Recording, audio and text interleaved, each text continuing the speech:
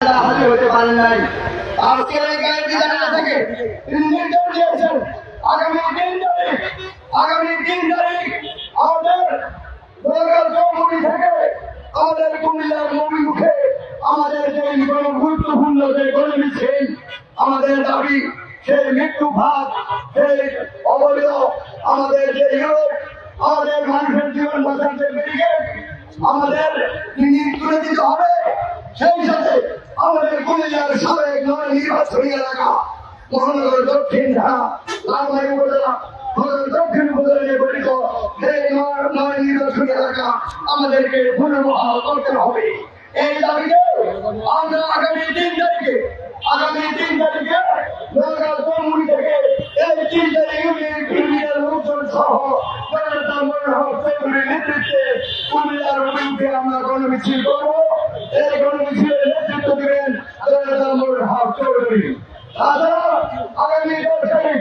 আগামী 10 তারিখে আমরা ঢাকা নগর থেকে নির্বাচন কমিশনে আমরা তাদের নির্বাচনী এলাকা পুনর্বহালের দাবিতে সেখানে আমরা গণমিছিল করবো।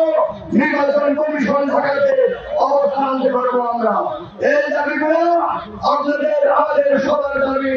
আমরা 3 তারিখে গণমিছিল কুমিল্লা শহরে ঢোকার পর ডিসিকে আমরা স্মারকলিপি দেবো।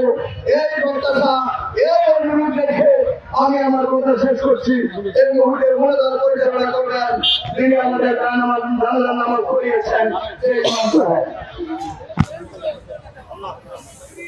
الحمد لله رب العالمين والصلاة والسلام على سيد المرسلين وعلى آله وصحبه أجمعين. ربنا آتنا في الدنيا حسنة وفي الآخرة حسنة وقنا عذاب النار. أي ربي كريم আপনি আমাদের সবাইকে মাফ করে দেন। শুক্রবার মাহে রবিউল আউয়াল প্রথম জমাবার সূর্যাস্তের সময় দোয়া কবুল হয়। আল্লাহ আপনি আমাদের সবাইকে মাফ করে দেন।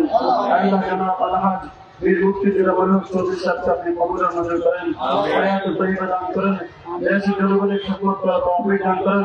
আল্লাহ তিনি যে আন্দোলনগুলি দাবিগুলি তিনি রাজপথে লড়তেছেন আল্লাহ তার এই লড়াইকে আপনি কবুল করেন, সফলতা দান করেন।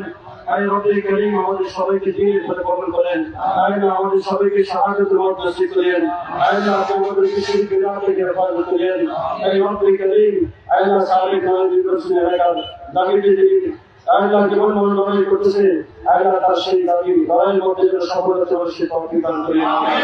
আয় রব্বি করিম আমাদের সবাইকে মৌতের প্রস্তুতি গ্রহণ করার তৌফিক দান করেন।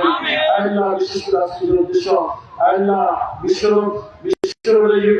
এই মরণ ভাগ আল্লাহ কত মানুষের জীবন কেড়ে নিল। আল্লাহ গত শুক্রবার আল্লাহ গতকালকে একজন মারা গেছে, আরো আগে যতজন মারা গেছে আল্লাহ সবাইকে শাহাদাতের মর্যাদা নসিব করেন। সকল কবর আযাবকে মাফ করে দিন। আল্লাহ কবরকে জান্নাতের বাগান বানিয়ে দিন। কবরের মর্যাদাকে সর্বোচ্চ জায়গা নসিব করেন। আল্লাহ আমাদের সবাইকে কবরের মধ্যে করে নিন। আমিন আমিন। ওয়া সাল্লাল্লাহু আলা নবিয়্যিল কারীম برحمتك يا ارحم الراحمين. السلام عليكم.